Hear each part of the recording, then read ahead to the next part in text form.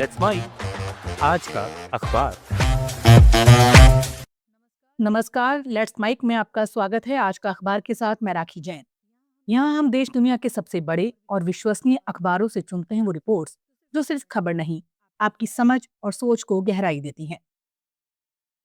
The New York times में प्रकाशित संपादकीय Trump could interfere with the mid term election, you can help defend them, अमेरिकी लोकतंत्र के लिए एक साफ चेतावनी की तरह है। अखबार कहता है, अमेरिका का चुनावी सिस्टम आज भी दुनिया के सबसे भरोसेमंद और पारदर्शी सिस्टमों में से है। लेकिन ये मान लेना कि आगे भी सब अपने आप ठीक चलता रहेगा, एक खतरनाक भ्रम हो सकता है, खासकर तब जब डोनाल्ड ट्रंप दोबारा सत्ता में है। संपादकीय साफ करता है कि चुनावों में धोखाधड़ी के दावे ज्यादातर झूठे रहे हैं। वोटर फ्रॉड बहुत ही दुर्लभ है और हाल के चुनावों में मतदान प्रतिशत ऐतिहासिक रूप से ऊंचा रहा है। हजारों ईमानदार चुनाव अधिकारी हर स्तर पर इस प्रक्रिया को संभालते हैं। लेकिन इसके बावजूद अखबार कहता है कि 2026 के मिड टर्म चुनावों पर असली खतरा है और उसकी वजह है ट्रंप। लेख याद दिलाता है कि ट्रंप ने 2020 में हार स्वीकार करने से इनकार किया, नतीजों को पलटने की कोशिश की और 6 जनवरी की हिंसा को उकसावा दिया। सत्ता में लौटने के बाद उनका रवैया और आक्रामक हुआ है। वो असामान्य तरीके से गैरी मैंडरिंग को बढ़ावा दे रहे हैं। वोटर डेटा का विशाल डेटाबेस बनवाया जा रहा है।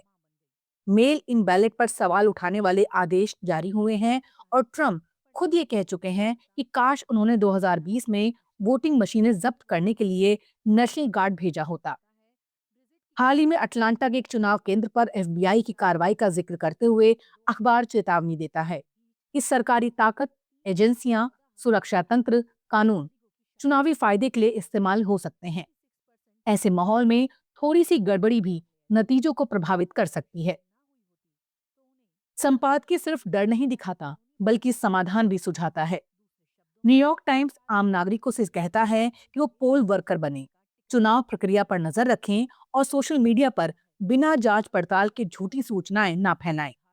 साथ ही वो गैर पक्षपाती संगठनों जैसे election official legal defence network, campaign legal centre और कार्टर सेंटर का समर्थन करने की अपील करता है, जो चुनावों की निष्पक्षता की रक्षा में लगे हैं। अंत में अखबार याद दिलाता है कि शांतिपूर्ण सत्ता हस्तांतरण दुनिया के लिए चमत्कार जैसा है। भले ही अमेरिकियों को सामान्य लगे, 2026 में इस सामान्य लेकिन अनमोल लोकतांत्रिक परंपरा की रक्षा करना हर नागरिक की जिम्मेदारी है। द गार्जियन में प्रकाशित संपादकीय the guardian view on the class crisis in the art, the UK's culture must not become the preserve of the elite, Britain की कला और संस्कृति की दुनिया में गहराती वर्गीय खाई पर तीखा सवाल उठाता है। अखबार कहता है कि नस्ल, जेंडर और विविधता की बातें तो खूब होती हैं, लेकिन क्लास यानी वर्ग अब भी सबसे असहज और सबसे ज्यादा नजरअंदाज किया गया मुद्दा बना हुआ है।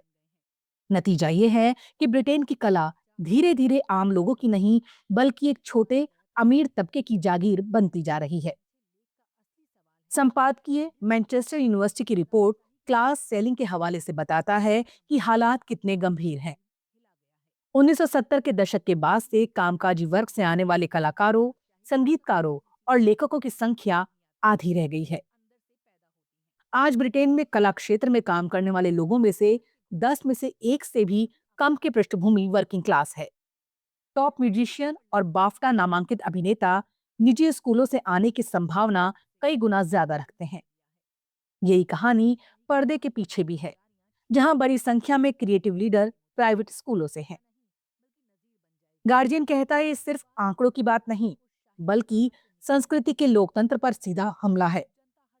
पहले ओपेरा सिंगर एक कामकाजी वर्ग से आते थे, लेकिन आज हालात ये हैं कि कला में टिके रहने के लिए निजी आमदनी जरूरी हो गई है।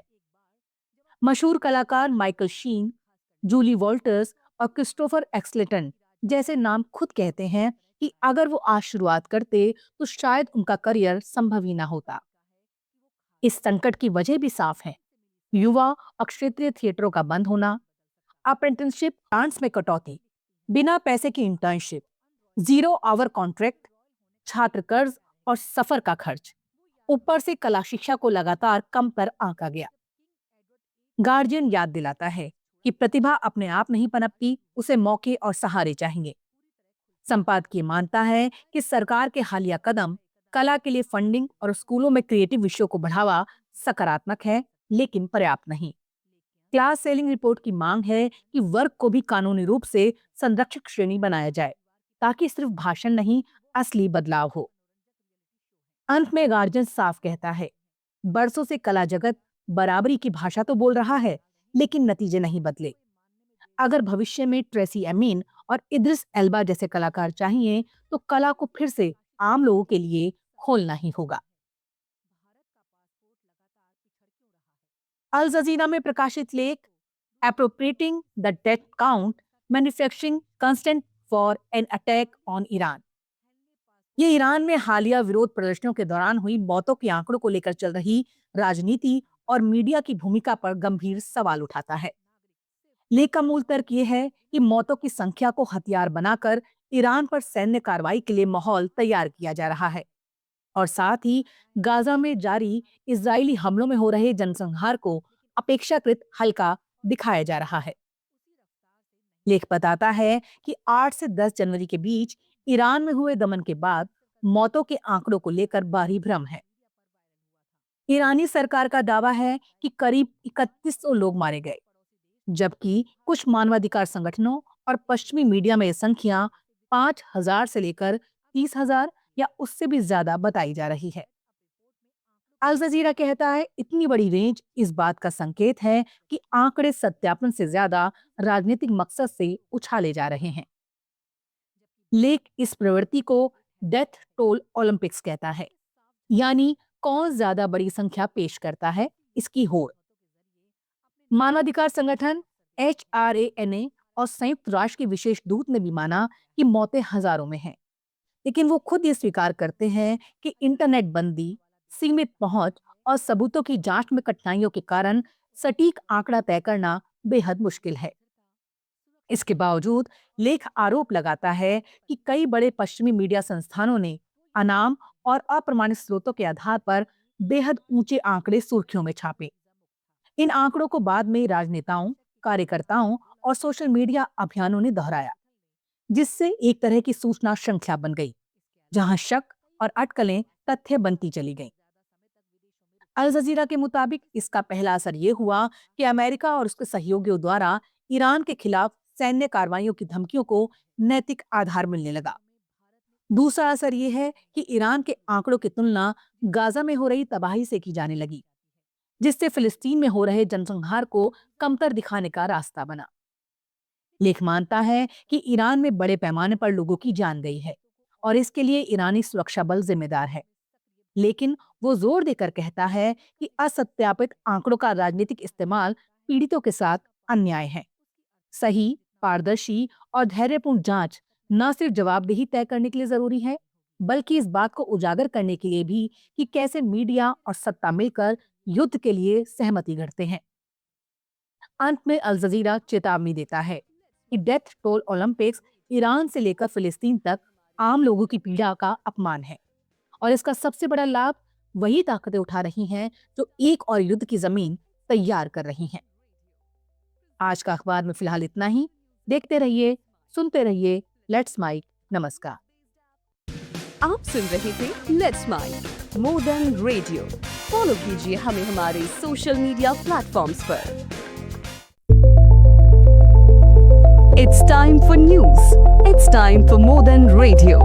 Presenting the first radio news app, Let's Mic. Let's Mic, a news-based app on your phone where you get to watch and listen news, talk shows, interviews, radio show podcasts. On Let's Mic, you get all relevant information of TV, print, radio, podcast, and digital. Let's Mic talks about every segment of life.